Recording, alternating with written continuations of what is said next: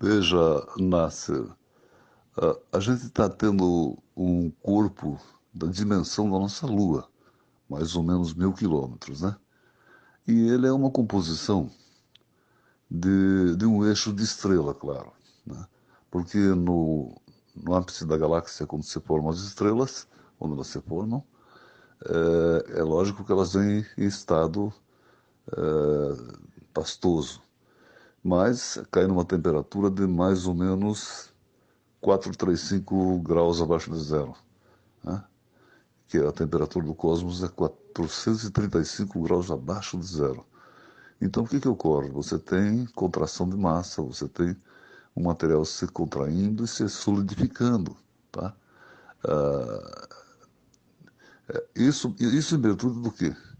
Em virtude de uma estrela, depois de composta, não ter tido ignição. Ao não dar ignição na estrela, lá no centro, ela é cuspida, ela é expulsa.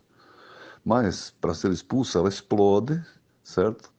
Ela explode, o corpo dela explode, e o material de composição do eixo, das estrelas e planetas, é magnetita, aço cromoníquel, ferro e silício.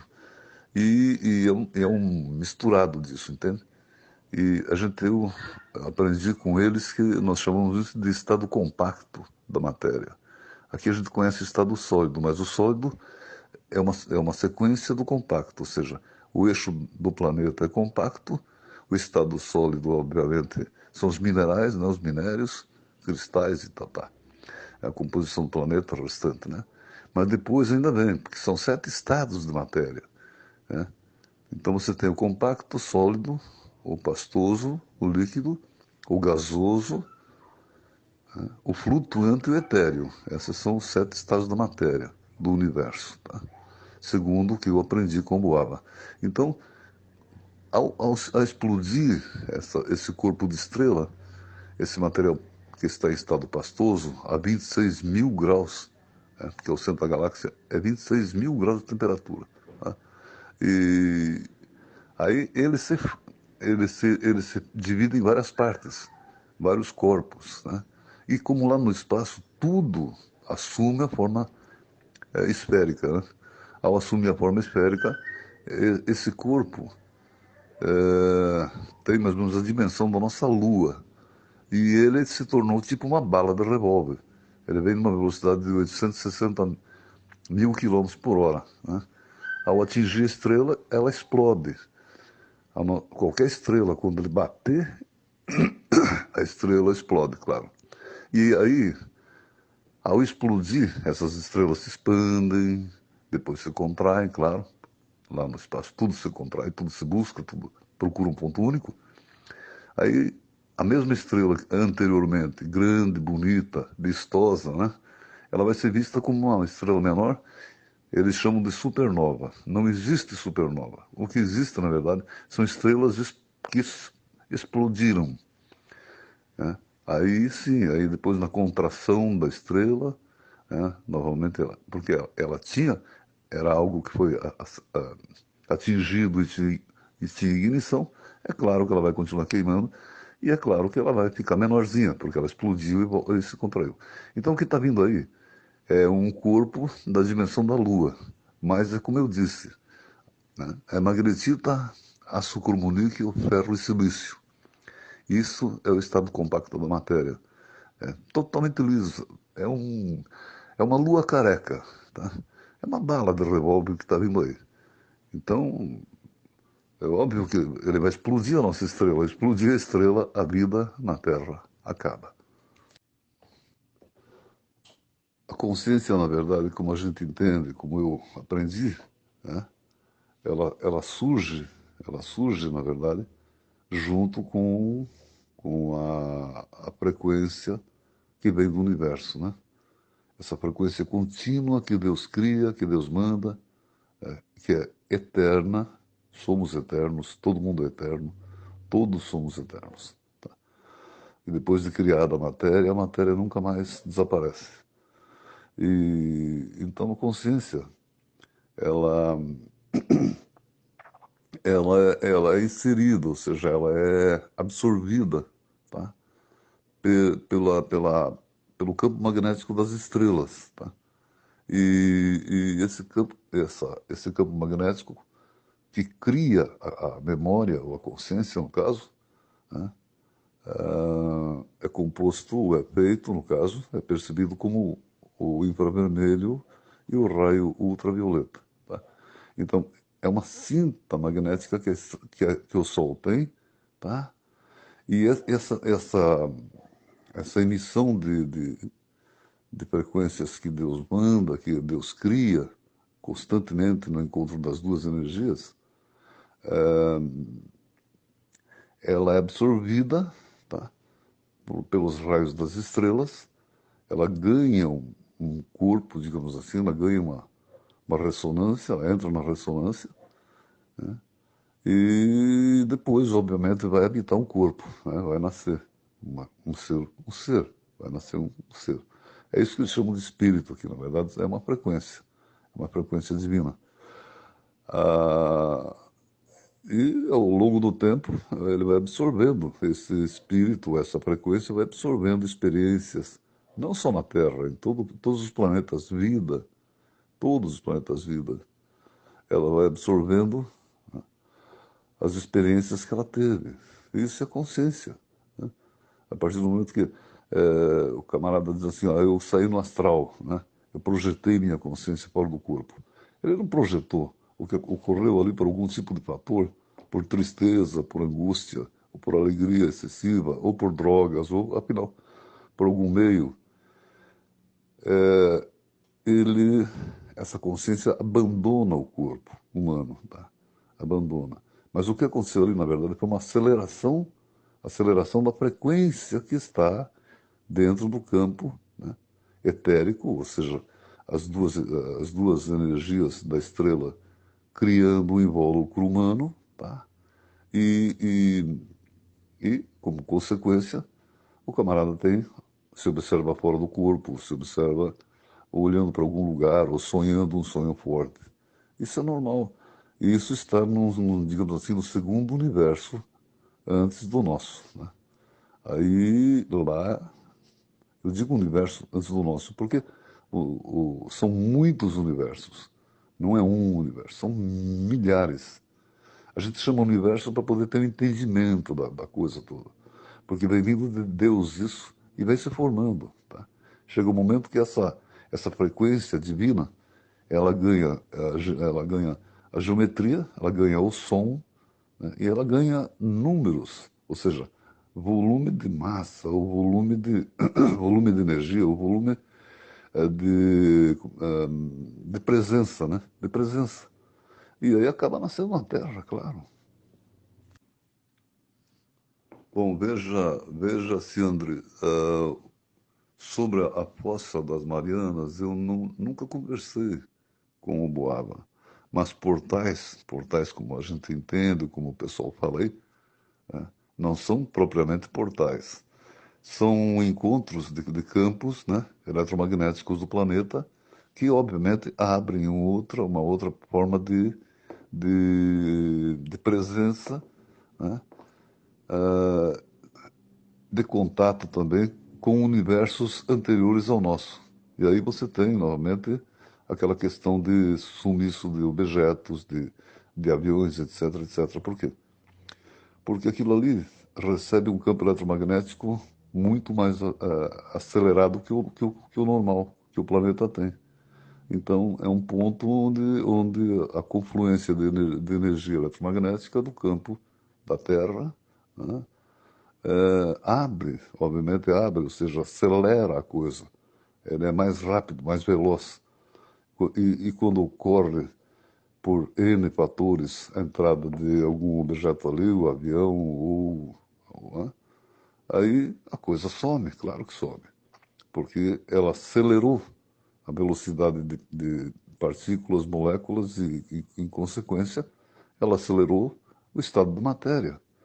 E, em vez de ele estar no estado, digamos, sólido, ele passa ao sólido e acaba indo lá para o flutuante e para o estado etéreo da matéria. É só isso. Né? Agora, quanto a Marianas, eu nunca conversei, nunca conversamos sobre isso daí, né, com o Boava. Sobre fossas abissais, veja bem, fossas abissais existem as de grande profundidade, né? E, consequentemente, se você tem uma fossa abissal com 11 quilômetros ou 30 quilômetros de profundidade, é porque houve uma pressão maior, né, no momento da criação, da contração de massa do planeta, e automaticamente ali você tem um campo mais forte de atuação de energias. Ora, veja, Zé Bob, a questão dos clímeres, né? Os clímeres, nós temos aqui os 5 estágios da raça humana, tá? Os 5 estágios, né? E, obviamente, um desses estágios é clímer, tá? São prisioneiros clímeres que, naquela época, enquanto eram amigos dos querubins, também, né, eram trazidos para cá, porque a Terra era apenas uma penitenciária, um planeta prisão, e, obviamente, geraram um povo entre nós, os quais eu não vou jamais definir. No meu livro, eu entrei com, a, com com a seguinte questão. A primeira raça que o querubim encontrou lá fora, que ele saiu de Buda, saiu de Gita, Buda não existia ainda, depois é que criaram a colônia Buda, porque é uma colônia de querubim. Então, quando eles saíram, o primeiro planeta vida que eles encontraram foi o Kleiner, né? E aí tornaram-se amigos, aí no meu livro eu conto, e né? Acontece que os infratores, né, do planeta Kleiner eram trazidos para cá também para garimpar. Então ficou aqui um povo, né? É um povo, N países aí, né, que são descendentes do Kleiner, né? Agora, a questão de descendência, da presença de extraterrestres aqui, né, segundo o que eu sei, né, há um número de 400 de aliados do querubim já, entre nós, morando aqui, né? Mas o fato em si, né? Desculpa porque eu estou acordando agora. O fato em si é que existem raça amiga e raça inimiga, né? O Kleiner tem 5 aliados, né? 5 planetas são aliados do Kleiner, entre os quais, infelizmente, o Grey, que é o piorzinho, quer dizer, isso é a traia da galáxia, é o lixo da galáxia, certo? E, claro, a humanidade da galáxia tem 13 planetas aliados a ela, né? Então, não é complexo a gente abordar isso ou descrever isso com exatidão, né? Nós estamos aí agora aguardando, né? Quando eles descer, a gente vai saber, né? Tudo vai ficar muito mais claro, vai ficar esclarecido, né? E os mistérios acabam, né? E dando uma continuidade ainda a essa resposta, é o seguinte, né? Se eles estão infiltrados, né, em alguma organização da Terra, eu diria que é bem profunda essa pergunta, porque as organizações da Terra que comandam a Terra, na verdade, né, é a ordem mundial, né, a ordem mundial, isso não é um segredo, a ordem mundial, e ela determina, né, as duas forças, né, maiores, né, que as quais, obviamente, dominam o mercado do petróleo, o mercado do aço, o mercado do cimento, o mercado, os vários mercados que o ser humano aqui precisa, né, e utiliza. Então é complexo, né, porque você tem primeiro a ordem mundial mandando na coisa toda, né, e você, né, por exemplo, presumir ou deduzir que eles estão entre essas pessoas é passivo, porque a gente vê, né? A gente vê o comportamento desse povo, né? E, bom, o resultado nós sabemos, né? Houveram 2 guerras mundiais, então a gente sabe que temos amigos e inimigos aqui na Terra, trabalhando aqui, né? E com a intenção, claro, de ou dominar ou ajudar, né? Bom, primeiro vamos à primeira questão dessa pergunta, Will. O Dom Boava, como eu já tratei um momento, né? Ele nos deixou no ano de 2000. Né? Agora, a questão de como ele abandonou conscientemente ou morreu de forma normal. Veja, eu não tenho, eu não tenho meios para declarar isso, porque ele faleceu no Hospital Caron, aqui em Curitiba, né? Então é complexo, porque ele morreu no hospital, quer dizer, ele se afastou no hospital, entende? E eu não, sobre a morte dele, é o que eu pude contar, é o que eu posso falar. É isso, né? Ah, eles, os querubins, né, saem do corpo quando querem, saem e voltam quando querem, como querem, que dominam a coisa toda. Dominam, são, eu diria, semideuses. Tá? É o que o Deniken já falou, eram deuses astronautas. São sim, são. O conhecimento deles é fantástico, entende? E a antiguidade de raça também, né? Então, seria a forma normal, eu não sei, né? Eu estive no crematório, né? Durante o momento que ele estava lá, presente, o corpo presente, mas depois não foi permitido que eu ficasse, que ninguém, né? Observasse a cremação. A coisa ficou assim, tipo, fechada, né? É fechada. As pessoas não têm como ter acesso, né? E isso é uma grande organização que toma conta, quer dizer, você não tem acesso, ninguém tem acesso, entende? Ah, sobre a imortalidade do corpo físico e o prolongamento da vida, sim, ele me passou, lógico. Né? Eu sou o mensageiro dele, então é claro que eu tenho que saber essas coisas. Ele me passou sim. Veja, essa questão de zumbido, ela é relativa, porque quando você, quando você tem pessoas ouvindo zumbido, né, que é natural, eu tenho constantemente eles, eu não vivo sem eles, há muitos anos eu não vivo sem eles, sem o tal zumbido, né? Aí é uma questão fisicamente pessoal, ou seja, individual, né? A pessoa tem aquele zumbido, ela escuta o zumbido, que é a formação da matéria. É como se você tivesse uma compressão ali criando a matéria. Então ela cria um zumbido, que é o som. E esse zumbido vem do universo anterior ao nosso. Né? Vem, é uma frequência tipo rádio mesmo, ela vem, e a pessoa percebe, a pessoa que tem mais, digamos assim, sensibilidade, ela percebe o zumbido, né? Agora, o som ouvido lá no México é o seguinte, essa formação da matéria, quando ela ocorre, e a mesma história que a gente falou agora há pouco das fossas marianas, aí, ela ficou gravada, porque em volta da Terra você tem uma cinta magnética, né? Você tem um campo magnético, como se fosse aquelas fitas cassete, né? Um campo magnético, né? Esse campo magnético ele cria essa magnitude cria a condição, né, de gravar coisas, gravar sons, gravar múltiplas formas e situações que vêm do cosmos, né? Então, obviamente, existe uma gravação feita em dado momento por fatores, digamos, de energia solar ou de digamos assim, de expansão do Sol, contração do Sol e tal, que houve assim é o que eles chamam de tempestade magnética, né? Quando ocorre isso, pode acontecer, e acontece sempre, de vir, por exemplo, né? Agora mesmo nós vamos ter muita presença de som de trombetas, né? Nesse período, porque a estrela nossa está oscilando, né? Ela está expandindo, ela está aumentando a capacidade, que é o caso das javas estarem ali no Sol, retirando gases, aquelas esferas estão retirando gases para não queimar, porque lá no Sol, a coroa solar, no caso, né? Toda aquela propagação de calor é achatada pelo encontro de duas energias e cria, obviamente, o equador solar, aquele anel que segura os planetas de volta. Né? Então, isso aí oscila bastante, né? É, deixa eu ver uma coisa aqui, né? Esse som você fala, ele foi percebido pelo ouvido humano, né?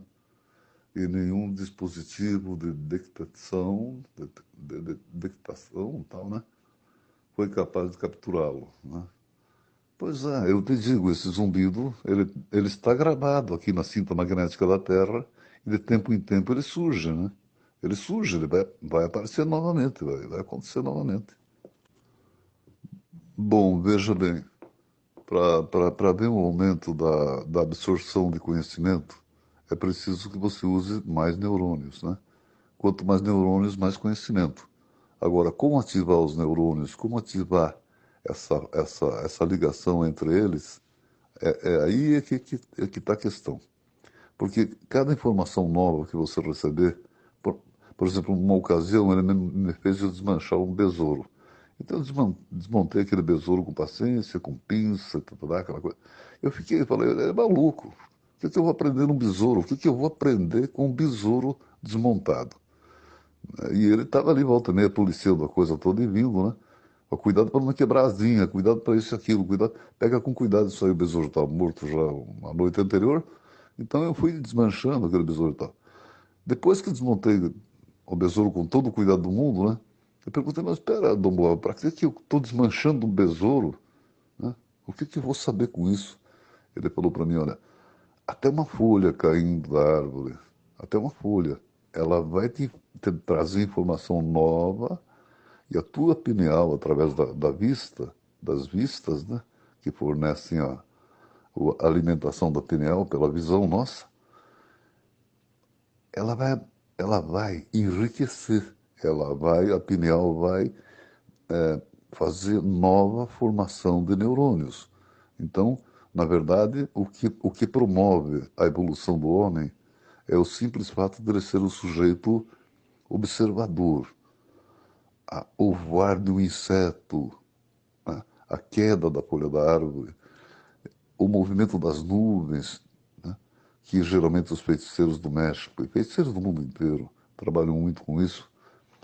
Tudo isso faz com que a nossa pineal acione mais e mais e mais neurônios. Então a resposta é: precisamos nos tornar mais observadores. Tá? Quanto mais observador o sujeito é, mais neurônios ele está acionando. E depois de acionados, eles ficam funcionando. A gente está acordando agora para a vida, a gente está acordando. O homem apenas está tomando consciência da coisa, né? E prosseguindo também na questão do aprendizado. O aprendizado, né? Ele depende de vários fatores, né? Porque tudo que for lógico, tudo que você pegar uma certa lógica e tiver uma certa explicação que a tua mente aceite, né, ela se torna parte do arsenal, parte do depósito de conhecimento. Né? Então, nós temos o querubim, por exemplo, que é um sujeito que ele tem, o povo deles tem de cultura perto de uns 400 mil anos, né? Assim, de cultura, mas, digamos assim, de princípio humano. Né? Mas eles têm 70 mil anos de voo fora do planeta. Então é claro que eles tiveram muito mais tempo e chance de observar, de aprender, né? Levando o conceito que eles têm do conhecimento da vida, eles aprenderam milhões de coisas mais que o nosso humano normal aqui. Né? Então é uma questão realmente de observação. E ter um mestre, né? Porque quando o aprendiz está pronto, segundo o Carlos Castaneda, o Dom Juan falou para ele, olha, quando o aprendiz está pronto, o mestre aparece. Né? Ou seja, quando o sujeito está pronto, está sensível, ele vai pegar aquilo que o outro está passando, né? E é assim que é, né? Bom, veja, aí é uma questão de o que acontece, não é exatamente o que acontece, é no que você se torna. Né? Se houver descalcificação, o mesmo a intermitência, né, de um hemisfério cerebral para o outro, o qual a glândula pineal usa os dois lados do hemisfério, tá? É o simpático e o parasimpático. Então, se ela for descalcificada, não é uma questão dela ser descalcificada. Nós temos ali os nervos trigêmeos, né? Eles vêm, saem, passam pelo temporal, saem da pineal como duas forças, né? Saem, passam pelo sistema ali dos temporais do homem, cruzam, né? Então você tem um nervo trigêmeo que vem da direita, mas ele cuida da vista esquerda. Você tem um nervo trigêmeo que sai da esquerda, do cérebro, do outro lado, né, digamos do parasimpático, se for o caso, e ele vai cuidar da vista direita. Só que entre eles, embaixo deles, você vai encontrar um outro nervo que sai do cerebelo e fornece a pulsação cardíaca, né? Aí por isso é chamado de trigêmeos, né? Aqui na Terra nós temos três tipos de trigêmeos. Claro, por quê? Porque ó, os humanos que estão aqui têm várias origens, né? Você tem, por exemplo, o trigêmeo paralelo, você tem o trigêmeo espiralado, e você tem o trigêmeo, no caso único, que vem e faz uma combinação perfeita, né? Por exemplo, tem pessoas como o Pelé, no caso, o Pelé chuta com os dois pés. O Zico, do futebol aqui, chuta com dois pés. Isso quer dizer que os trigêmeos deles são diferentes. E prosseguindo sobre a glândula pineal, na Índia eles têm um estudo, eles têm uma prática, eles têm uma cultura muito antiga, e eles falam de despertar, né, do Kundalini. Despertar o Kundalini quer dizer fazer com que essas ondas que descem pela medula, né, porque o cérebro humano ele produz 1,5 milhão de impulsos por segundo, né, que são disparados pela medula, né, pela medula óssea nossa, né, esse invólucro de osso que a gente tem e a gente chama de coluna. Então, eu tenho ensinado aqui no Santa Mônica para as pessoas que eu conheço como fazer a coisa acontecer, ou seja, como vibrar isso, como fazer. E é através de uma vibração simples, né? Na Índia eles praticam isso, no Tibete, né? Índia, no Tibete, na China, né? Nos mosteiros lá do Tibete, é praticado isso, né? É uma coisa bem simples, né? Eu tenho ensinado as pessoas aqui no clube como fazer isso para despertar, né, o Kundalini. Ou seja, fazer com que as ondas desçam pela medula e subam novamente, atingindo o topo do cérebro, o topo da cabeça, né? Porque é um campo eletromagnético. Você emitiu ondas, ela fornece primeiro o movimento do corpo, né? É pulsação, é circulação, etc. É a alimentação das nossas células via minérios, né? Então, porque tudo é um campo eletromagnético, né? A própria célula, ela absorve o mineral, a ferrina, o fósforo, etc., etc., via campo magnético. É assim que funciona. Então, praticando esse tipo de exercício, né, você vai fazer com que crie um halo de ambos os lados da coluna, ali na região, digamos, aqui do quadril, ela sobe novamente e atinge o topo da cabeça. Aí você tem uma emancipação da glândula pineal, né? Agora, os efeitos da descalcificação, que na verdade a gente chama de descalcificação, né? Eu diria que é uma tomada de consciência, na verdade, né? Tomada de consciência. Nós somos compostos pelo encontro de duas energias. O teu lado direito do teu corpo vem de uma energia do universo. O teu lado esquerdo vem de outra energia do universo. Então, a junção dessas duas forças, né, baseado na, na aglutinação promovida pelo infravermelho e ultravioleta, né, é que cria-se tudo, absolutamente tudo, todo o universo é composto de duas forças, né? No homem, no caso, é assim, nos animais, em tudo é assim. Metade é de uma energia, a outra metade. Tanto que você tem o simpático, que é um lado do cérebro, e o parasimpático, que é o outro lado do cérebro. E a pineal está exatamente no meio, né? A glândula pineal está ali no meio das duas forças, né? Ela está no meio das duas composições do homem em si, né? O estado mais desacelerado da matéria, você chama de corpo humano, corpo físico, né? Se você acelerar o corpo físico, você vai ter, acelerando as moléculas, partículas, etc., você vai ter a existência de dois campos de energia, né? Dois campos de energia. Por exemplo, nós estamos aqui a 329 mil quilômetros por segundo. Se você acelerar essa junção de matéria, esse bailar, né, da matéria sobre a malha de energia do universo, né, você vai ter a condição, né, a condição, no caso, de se transformar em energia, claro. e vai sumir daqui. Ou seja, o cara desaparece. O camarada atravessa uma parede, o camarada faz coisas que, que obviamente as pessoas não entendem. Né? Veja,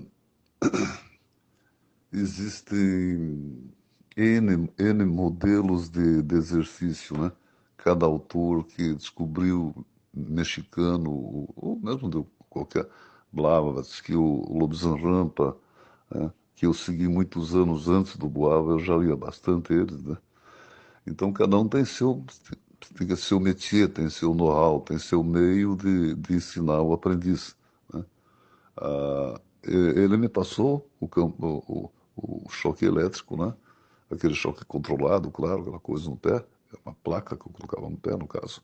Depois me passou a cama indiana, depois me passou a postura, né, indiana, aquela postura de solo, né, que está no meu livro aqui. Então, o que podemos fazer, né? A gente só pode, digamos, é complexo falar disso, porque você tem N escolas ensinando N coisas, entende? E o fato é o seguinte, quando você desperta a pineal, dali uns anos ela começa a atuar. Ela se torna mais observadora, ela se torna mais... Porque ela começa a ganhar mais capacidade, entende? E aí você não precisa mais de um mestre, você não precisa, né? Porque aquilo que ele pode ter passado de cabedal ou de, de forma de conhecimento, você já foi obtendo ao longo do caminho, entende? O que precisa no conhecimento é a persistência, a paciência e a obediência. Essas são três qualidades que o sujeito precisa desenvolver e trabalhar. Né? E, e aguardar, né, que as coisas aconteçam, entende?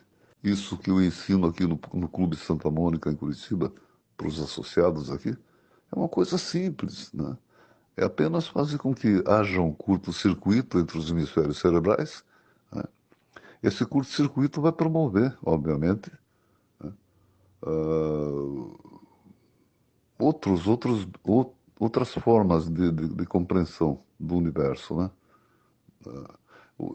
A questão do silêncio interior é muito comentado, muito debatido, muito, digamos assim, veiculado aí. É apenas economia do pensamento, entende? É o comportamento do pensamento em relação ao mundo. O sujeito não muda, eu continuo sendo o Domingos da Colônia Farinha, mas eu não tenho pensamento. Aí que está a questão, quer dizer, eu pratiquei muitos anos antes do Boava mesmo os ensinamentos de Jiddu Krishnamurti, o indiano. E ele foi me treinando, né? O momento que ele fala assim, ele está lá em Sanaí, na Suíça, me parece, não lembro a cidade, porque eu estudei Krishnamurti 6 anos, né? Só Krishnamurti, né? Jiddu Krishnamurti, eu li ele muito por 6 anos, eu pratiquei muito o que ele ensinava, né? Achei muita lógica naquilo, tá? E é simplesmente só para descobrir que é para economizar os impulsos do cérebro, só isso, né? Você se torna um observador, né? E um contemplador, como eles chamam na feitiçaria no México e tal. Você se torna um contemplador. Esse contemplador, ele só contempla o mundo e o universo, né?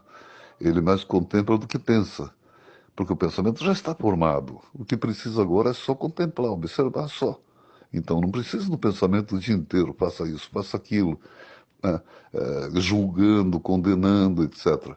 Não precisamos disso, o homem não precisa disso, o homem se torna um contemplador, mas isso é um fato comum, é comum ser um contemplador, entende? Não nos ofere poder, entende? O homem ainda não mexe com a malha de energia do universo porque é um contemplador. Né? Em certos casos eu diria que ele mexe, né? Em outros não. Ainda sobre se existem mais exercícios a fazer, é isso que eu te falei. Ele me treinou para, digamos assim, criar um espaço, né, entre a ossatura da coluna, por onde, obviamente, as ondas cerebrais, esses 1,5 milhões, saem, né, e criam aquilo que vocês chamam de aura aqui, né? É um campo luminoso que fica em volta do cara. Então você fortalece aquele campo luminoso, né? Fortalece e ele te dá mais consciência, mais conhecimento, né? mais poder de observação. Poder de observação.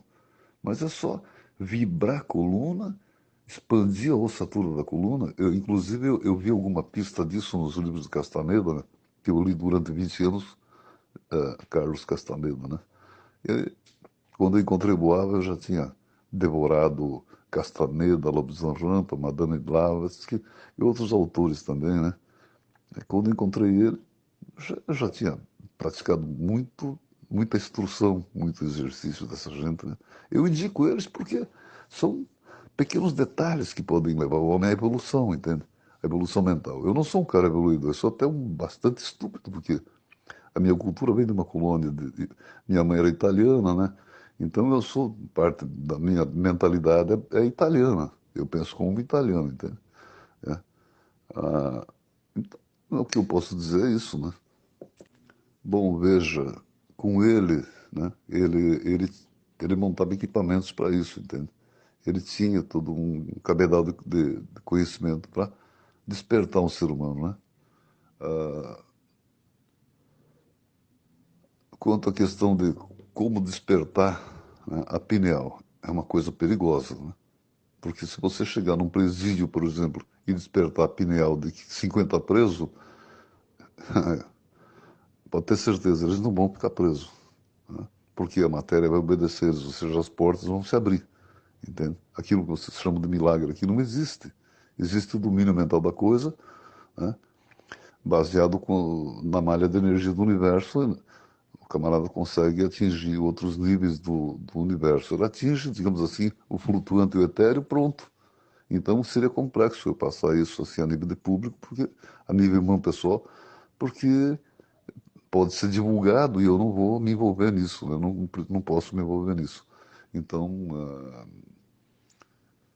o conhecimento para isso é a persistência na lógica do universo, né? Enquanto eles explicam o universo aqui na Terra da forma como eles entendem, simplesmente o ser humano está condenado a ser um prisioneiro da ignorância, né? É assim que eu entendo. Eu não posso simplesmente ensinar como contar, como fazer um mini curto-circuito, porque é, é o que eu expliquei. Quem fizer a dilatação da ossatura da coluna vai atingir maior consciência, maior grau de domínio de poder. Isso é um fato. Agora, é só, quer dizer, é a coisa mais segura que tem, né? Agora, mexer diretamente com os dois hemisférios cerebrais, e eu não posso comentar isso, não estou autorizado, e mesmo assim eu acharia que não seria sensato eu falar um assunto desses, né? Ou comentar um assunto desse. O João Carlos, tudo bom? É o seguinte, olha, o bólido vai ser desviado sim, né? E o limite do contato nosso com os ETs termina em 2023, né? Aí termina o limite do contato, ou seja, se não houver meios até eles não poder desviar, em 2023 eles tiram a população da Terra, né? Então é toda tirada da Terra aqui, né? A segunda pergunta, acho que ele está sendo desviado, vai ser desviado sim. O bólido vai ser desviado, né? A, a Terra ainda é um planeta prisão, pelo fato de que nós vamos descascando laranja até a Lua. E não temos capacidade ainda, tá, de voar em linha reta no espaço. Ninguém, aqui na Terra não tem. Essa conversa que foi para a Lua, não é? Foi descascando laranja e chegou na Lua. Se ele descascar um pouco mais de laranja, ele chega em Marte. Então não tem, nós somos uma criança ainda no berço, tá? Bom, a Terra ainda é um planeta prisão pelo fato de que nós não temos tecnologia suficiente para escapar da prisão, para sair da prisão. A Terra é um planeta prisão, sim. Foi e ainda é, né? Um planeta prisão. É só que sim, eles não trazem mais pessoas para cá para pagar pena nenhuma, entende? Não trazem mais, é claro. Mas ela é prisão pelo fato de que nós somos prisioneiros do planeta, né? Nós não temos mecanismo, nós não temos ainda tecnologia para deixar um planeta. Então ainda somos prisioneiros dele, né? Agora a questão de trazer prisioneiro para cá, isso passou, isso há uns 8.000 anos acabou, entende? Logo que eles desenvolveram o Elim e o microsol, no caso, saíram da bobina trichisada para o microreator atômico. Aí, nesse momento, eles dominaram a situação.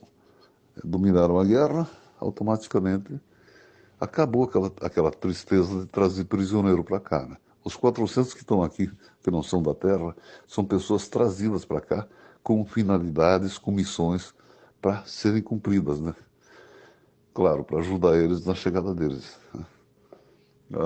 Agora, outra questão também, né? O contato definitivo. O que nós podemos esperar que ocorra? Bom, no intercâmbio de civilizações, a gente vai fazer contato com 13 planetas que são aliados do querubim, entende? E, logicamente, com os querubins, mas não esperemos que os deuses desçam aqui. Né? Os aliados, alguns evoluídos como nós, no grau nosso, um pouco mais, né? Porque a coisa é gradativa, a coisa não vai ser assim, spam, bam. É o que eu falei, né?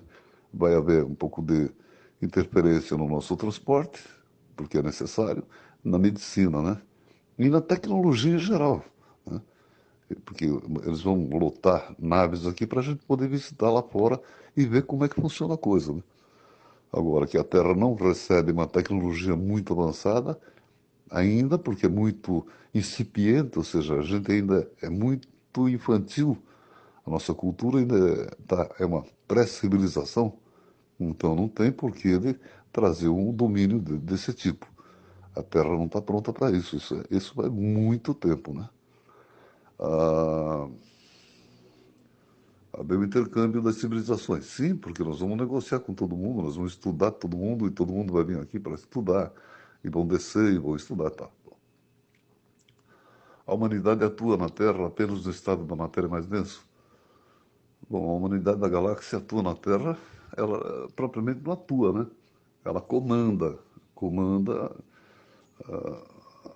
né, as coisas como devem ser, né?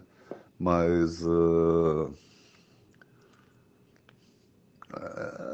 é difícil isso, essa resposta, para ser bem franca, é difícil, porque quando é necessário também, eles impõem mudanças via energia, né? Eles fazem com que situações se modifiquem via energia, né?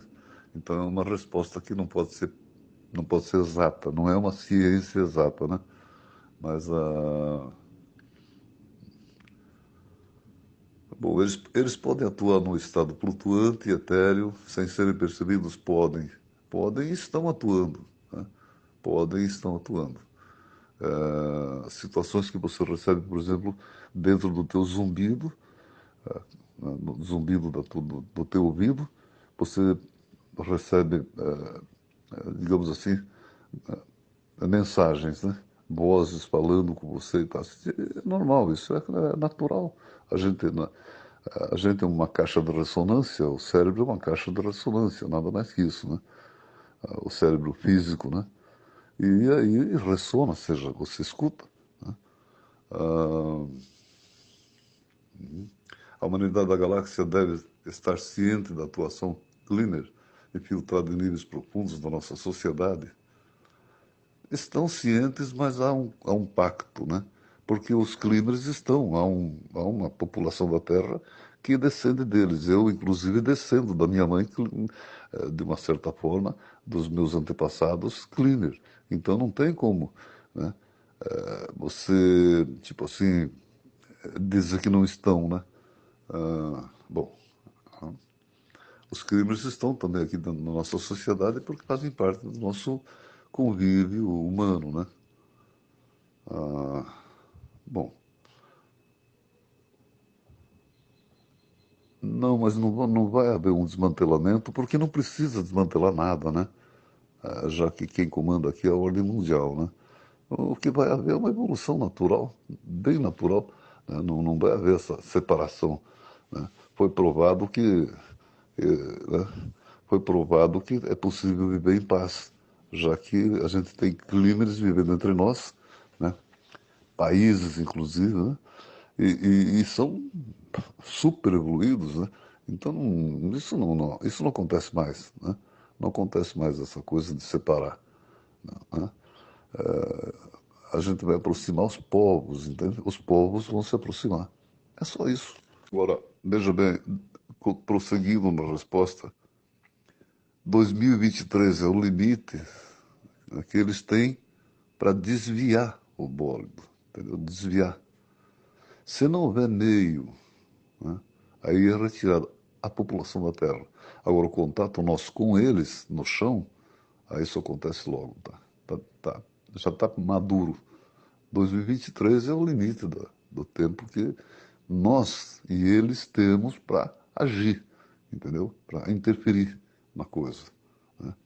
Mas os motores lá no bólido já foram colocados, já estão, né? Está sendo levado energia aqui a da Copal para poder colocar isso lá nos acumuladores desses motores. A coisa toda está sendo providenciada, né?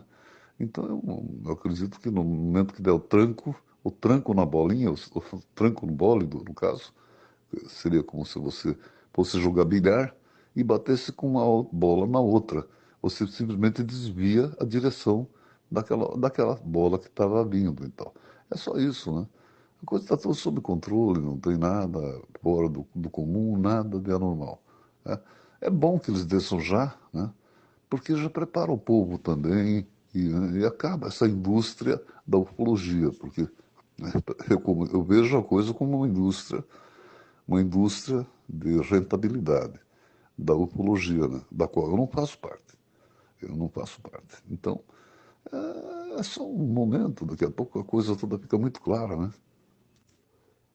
E prosseguindo ainda nessa resposta, você veja, né, o projeto Bluebeam, por exemplo, é, é um, é um dos projetos que está fornecendo energia para eles.